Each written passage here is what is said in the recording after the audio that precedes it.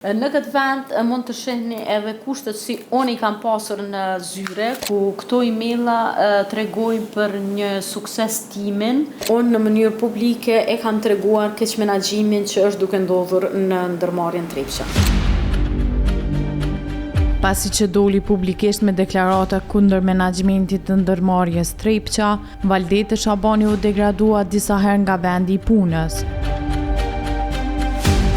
Në një rrëfim për Gazetën Nacionale, Shabani ka treguar në detaje se çfarë ka ndodhur dhe që kur ka filluar gjithë kjo. Krejt kjo ndaj meje ka ndodhur veç pse menaxhmenti tani është I friksuar, pse unë në mënyrë publike e kam treguar keq menaxhimin që është duke ndodhur në ndërmarrjen Trepça. Hakmarrja ndaj meje nga menaxhmenti I Trepçës, duke filluar nga drejtori I shoqërisë Sadiko, ka filluar që nga këto emaila, ku këto emaila tregojnë për një sukses timin, të cilën çdo herë e kam pasur në përfundimin e punëve me sukses. Suksesi im I treguar në punë I ka penguar shoqërisë Sadikut dhe ka vazhduar me hakmarrje ndaj meje. Duke filluar të më degradoj me pozita. Në muajin shtator të vitit 2024, kryeshefi Faton Ahmeti më transferon në njësinë metalurgjia e zinkut, ku më transferon në një pozitë zyrtare logjistikës, ku më degradon dhe po ashtot më dërgon në një vend pune ku nuk plotësohen as kushtet elementare. Këto janë disa pamje se si kanë qenë kushtet e punës në atë njësi, ku unë mendoj se këto është shumë e vështirë vetëm të hysh dhe t'i bësh një vizitë e lere ma të qëndrojsh 8 orë pune. Pas dërgimit këto në këtë njësi, unë kam bërë një ankesë tek Komisioni I Ankesave I ndërmarrjes Trepça, po ashtu edhe tek kryeshefi Faton Ahmeti dhe të gjithë këta menaxhmenti I lartë I ndërmarrjes Trepça. Të gjithë këtyre unë ju kam dërguar dëshmi se kam probleme shëndetësore në këtë vend ku më keni dërguar dhe po ashtu unë ju kam thënë që jam në gjendje të kryej punë për Trepçën sa herë është nevoja, por jo të më dërgoni në këtë vend ku nuk plotësohen as kushtet elementare. Pas kësaj që unë kam filluar me ankesa në inspektoriatin e punës edhe po ashtu edhe në gjykat, menaxhmenti bën një tjetër hakmarrje ndaj meje, ku më bën një tjetër transfer, ku më dërgon në një largësi nga qyteti ku unë jetoj 110 km shkuarje ardhje, pra më dërgon në njësinë e Kishnicës, ku përsëri më degradon me vend pune dhe po ashtu më dërgon në një vend pune ku përsëri nuk janë të plotësuara as kushtet elementare të punës, ku edhe ekzistojnë të gjitha dëshmit ku unë kam punuar në këtë vend pune. Në këtë vend mund të shihni edhe kushtet si unë I kam pasur në zyre, ku çdo herë domethënë kam pasur edhe frikë sa herë kam hyrë ato, sepse ka qenë gjendja shumë e rëndë. Për këto kushte, unë çdo herë ju kam drejtu emaila, ju kam drejtu bordit mbikëqyrës, ju kam drejtu edhe inspektoriatit dhe shumë organeve të tjera institucionale që funksionojnë në Kosovë, por mund të them asnjëra deri më tani nuk ka marrur ndonjë vendim të duhur. Që më shkuarje në atë njësi, unë çdo herë jam përballur me probleme shëndetësore, ku këto mund të shihni çdo herë kam bërë vizita të ndryshme, tek psikiatri, tek ortopedi, tek neurologu, po ashtu edhe tek gastrologu. Në atë vend punës kur unë kam qenë ato, unë kam mësuar një lëndim me datën 27/3 2025. Menaxhmenti, përveç që nuk është ndërmerur fare me lëndimin tim, ai çdo herë e ka quajtur atë si inskenim dhe është munduar që t'i ikë përgjegjësisë për një vend të tillë si më ka dërguar. Domethënë këtu janë pamjet se si në kohën kur unë jam lënduar, këtu është gjendja ime në spital. Gjitha këto, domethënë këto sfida rreth këtij lëndimit, unë i kam kryer vetëm vetë, sepse menaxhmenti nuk ka pasur asnjë përkrahje ndaj meje.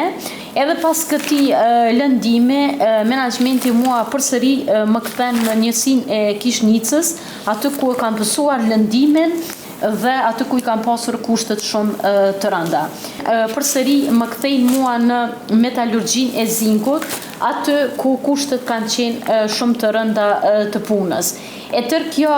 mund të them ka qenë presioni tyne të më shtyjnë deri te ai momenti sa për të lënë unë vetë vendin e punës, por edhe pse ka qenë shumë e vështirë për t'i sfiduar gjitha këto, unë nuk e kam liruar vendin e punës, sepse kam qenë e sigurt se unë nuk kam bërë asnjë dëm në Trepçe dhe kam dashur që në publik të del e vërteta çfarë është duke ndodhur. Përgjigjja e tyre, unë mund të them se ka qenë të merruse, sepse ky komision i ankesave fare nuk i ka kushtuar rëndësi ankesës që e kam bërë rreth kushteve, por është përgjigjur me një përgjigje e cila mund të them se nuk ka qenë as zyrtare, po e kthejmë në vendin e punës sipas dëshirës të saj. Unë nuk kam pas dëshirë të kthehem në vendin e punës përsëri në Kishnicë, por janë rregullat ligjore ato që sipas ankesës të kthejnë sërish në vendin e kaluar të punës. Pas kësaj, unë kam shkuar përsëri në Kishnicë, ku i kam bërë, do të thot ato, edhe 2 javë punë, dhe pas kësaj më ka ardhur vendimi tjetër, i cili vendim mund të them se ka qenë i tmerrshëm dhe ka qenë pikërisht hakmarrja e tyre, ku unë kam bërë ankesa, veç pse kam bërë ankesa publike në media, ku në këtë vendim nuk janë cekur ato çfarë i kam folur, por janë cekur disa fjalë të tjera të cilat mund të them se asnjëra nga tyre nuk qëndron, dhe të gjitha këto mund të them janë vetëm shpifje nga menaxhmenti, sepse të gjitha këto intervista unë i kam të ingjizuara dhe ekzistojnë gjitha fjalët se çfarë kam folur unë për to. Për këtë vendim, tani unë kam bërë ankesë te komisioni i ankesave dhe jam në pritje të atij vendimi, edhe pse mund të them 90% ai do të më kthehet negativ. Unë do të vazhdoj çdo herë që ta ngris zërin në mënyrë publike, nuk kam nevojë as të fshehem, as kont, sepse unë kam fol vetëm të vërtetën çfarë është duke ndodhur këtu. Dhe do të vazhdoj ta bëj prapat sa herë që është nevoja të tregoj realitetin e ndodhur në ndërmarrjen Trepça. Në këtë rast mund të them të tregoj realitetin ndaj padrejtësive që mo janë bërë mua, ku po bën tani 2 vite që unë përballen me këto padrejtësi të tyre, ku jam degraduar gjithmonë, më është rrezikuar shëndeti gjithmonë. Po, vendimi i gjykatës do të thotë ka dalur në muajin e janar, ku ne kemi bërë padi, domethënë për 2 transferet që mi kanë bërë, për transferin në metalurgji të zinkut, po ashtu edhe për transferin në Kishnicë. Të dyja këto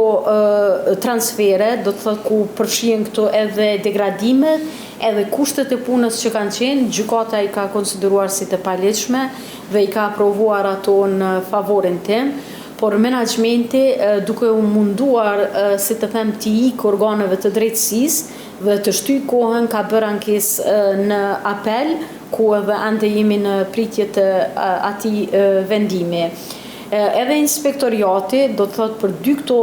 transfere dhe ku janë të përfshira me kushte me të gjitha, ju ka dhënë një job dhe ju ka dhënë një job 3.000 euro, po ashtu edhe ju ka ofruar që të më kthejnë mua në vendin e punës, sepse jobat të tilla priten të ju japin përsëri. Lidhje me sindikatën e ndërmarrjes, ajo më konë mbështetjet tona apo të menaxhmentit këtë rast? Mund të them që nga fillimi i këtyre transferit të mia, unë ju kam drejtuar atyre ankesë, ju kam drejtuar edhe ankesë zyrtare, dhe asnjëherë ka qenë vetëm kryetari Ibrahim Yunusi, i cili mund të them më ka përkrahur si një mënyrë morale, por në mënyrë zyrtare me ndonjë reagim asnjëherë nuk ka ndalur, sepse komplet kryesia e sindikatës në Stantër, ata janë të lidhur me drejtorin shoqërisë Sadiku, i cili edhe i ka bërë të gjitha, mund të them këto, sikur ndaj meje. Nacionale ka tentuar të merrë edhe një deklaratë nga kryeshefi i ndërmarrjes Faton Ahmeti. Për deri në publikimin e kësaj video, i njëjti nuk është lajmëruar.